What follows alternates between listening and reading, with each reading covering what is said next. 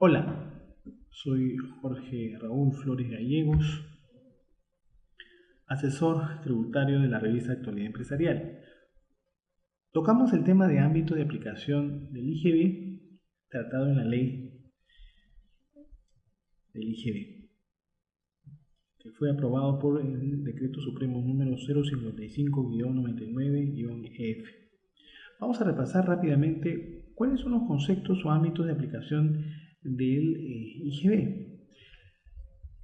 Como sabemos, el ámbito de aplicación del IGB está regulado en el artículo 1 y uno de sus primeros incisos es la venta en el país de bienes muebles.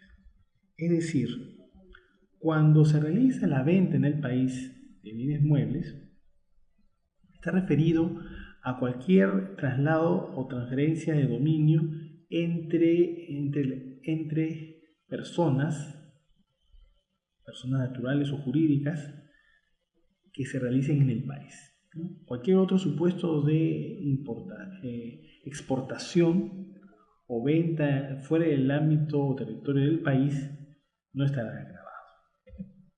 El segundo supuesto es la prestación o utilización de servicios en el país. Es decir, cualquier prestación de servicio que realice un domiciliado, ¿no?, en el país o sea utilizado el servicio en el país estará grabado con el IGB. Ahora, la utilización de servicios en el país puede darse en el caso de que lo preste un no domiciliado, ¿no? En ese caso, por ejemplo, la prestación o utilización de servicio en el país va a ser, no va a depender tanto de quién lo presta, puede ser un nacional o un extranjero. Basta que sea, digamos, utilizado mediante el criterio del primer acto de consumo, ¿no?, que lo establece la Carta número 097-2010 SUNAT y la Carta 098-2010 SUNAT, donde establece para la utilización de servicios en el país y definir si está grabado o no cuando es prestado por un no domiciliado es el primer acto de consumo. Otro de los supuestos importantes es los contratos de construcción. Aquellas empresas que construyen, que son, digamos, unos contratos de edificación de obras, ¿no?, también constituyen contratos, constituyen supuestos grabados con el IGB. Ahora, debemos entender que el contrato de construcción no es un contrato, no es una operación esencialmente un servicio o una transferencia de bienes, ¿no? Es una operación compleja, ¿no?, que involucra un conjunto de servicios como de bienes. El otro supuesto es la primera venta de inmuebles que realicen los constructores de los mismos. Es decir, el constructor es aquel que, propietario de un terreno, construye para vender, ¿no? ¿A quién? A una persona natural o jurídica para poder vivir o para operar en ese bien inmueble. Si el constructor lo vende a un vinculado a un precio menor al valor de mercado, no podrá agotarse la primera venta. Solamente lo será en el momento en que lo venda a una persona natural o jurídica que efectivamente compra para vivir y será el primer propietario. Estos bienes son considerados de estreno, son nuevos, ¿no?, y en la ficha de propiedad en registros públicos van a aparecer el primer propietario. Esta operación está grabada con el IGB. Las subsecuentes ventas de estos compradores en primera instancia ya no estarán grabados, sean personas naturales o jurídicas. La importación de bienes. El hecho mismo de que uno importe los bienes, independientemente que sea un importador o uno que ya compró, pero el hecho que importe, que introduzca un bien en el país, estará grabado con el IGB. Ahora, el valor de adquisición siempre va a estar, digamos, ajustado por aduanas, ¿no? Y la base imponible será la que nos asigne aduanas. El derecho al crédito fiscal será en función a lo que efectivamente pagamos, ¿no? Por ejemplo, si el bien nos costó $5.000, pero la SUNAT considera que el bien debe costar $6.500, entonces pagaremos el 18% sobre $6.500, ¿no? Otra de los conceptos que complementan, digamos, los supuestos del ámbito de aplicación de la ley de IGB son los conceptos de venta, ¿no? El concepto de venta básicamente es todo acto por el cual se transfiere la propiedad, el dominio, ¿no?, del bien a un adquiriente, ¿no?, a una persona a título gratuito, a oneroso, ¿no? Eso está independientemente de la designación que se le dé a los contratos o negociaciones que originen esa transferencia y las condiciones pactadas por las partes, ¿no? Eso es básicamente el concepto de venta. Y el otro gran grupo es los retiros de bienes, también están comprendidos dentro del concepto de venta.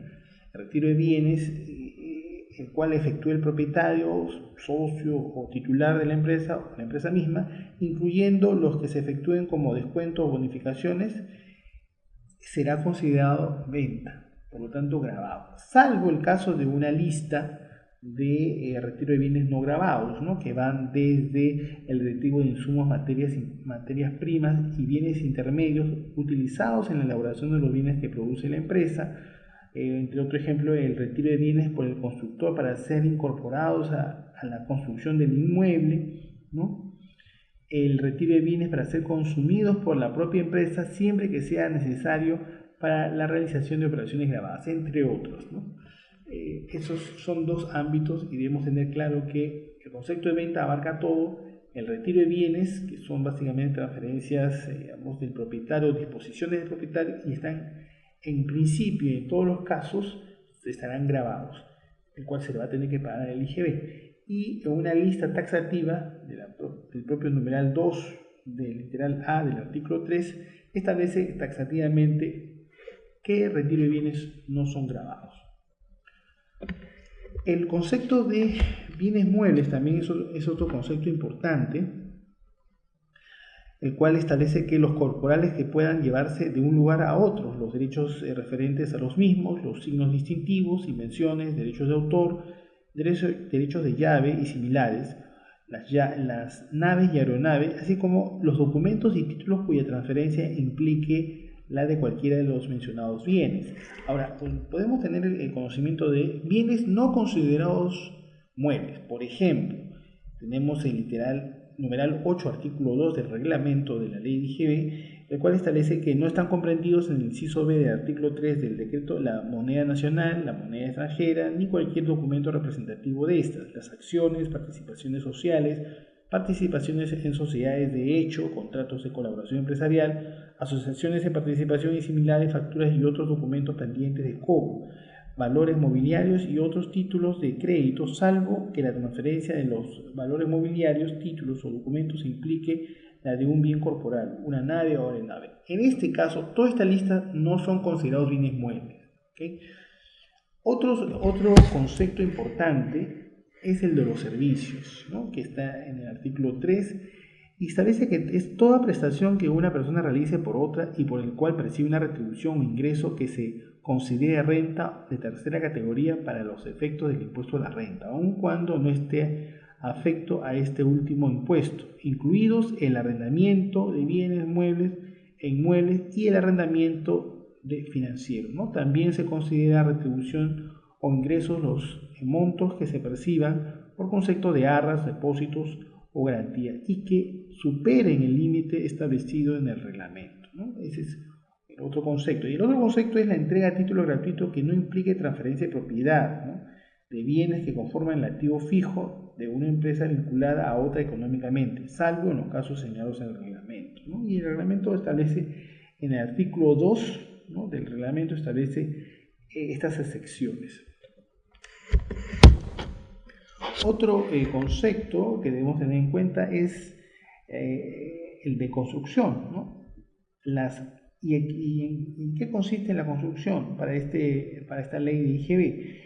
Son aquellas actividades clasificadas como construcción en la clasificación internacional industrial uniforme SIUD de las Naciones Unidas. Yo les recomiendo que ustedes vayan al buscador Google y establezcan la SIUD revisión 4 INEI. Ahí van a obtener un archivo PDF del INEI y donde en la sección F, página 111 a la 116, establece todas las actividades que constituyen la construcción. Otro supuesto es el de constructor, ¿no?, que establece en el literal E, el cual dice: cualquier persona que se dedique en forma habitual a la venta de inmuebles construidos totalmente por ella o que hayan sido construidos total o parcialmente por un tercero para ella, ¿no? Para este caso se entenderá que el inmueble ha sido construido parcialmente por un tercero, cuando este último construya alguna parte del inmueble y o asuma cualquiera de los componentes del valor agregado de la construcción, ¿no? Ese es otro supuesto. Y el otro concepto nuevo, para, digamos, diferenciarlos de otros, es aquel por el que se acuerda la realización de las actividades señaladas en el inciso D, o sea, hace referencia al término construcción. También incluye las arras, depósitos o garantías que se pacten respecto del mismo y que superen el límite establecido en el reglamento, ¿no? Ese es un concepto complementario de construcción y contrato de construcción. Lo han establecido básicamente para evitar estas confusiones, ¿no?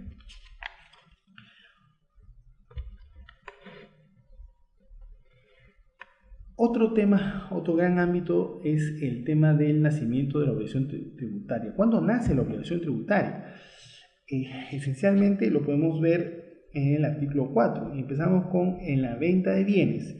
Y es bien claro, ¿no? En la venta de bienes, en la fecha en que se emita el comprobante de pago, de acuerdo a lo que establece el reglamento, o en la fecha en que se entregue el bien. Lo que ocurra primero. Les recomiendo siempre que lean el artículo 5 del reglamento de comprobante de pago. Ahí está referido a los supuestos por los cuales, cuando se debe emitir y otorgar el comprobante de pago. En ese momento nace la obligación tributaria.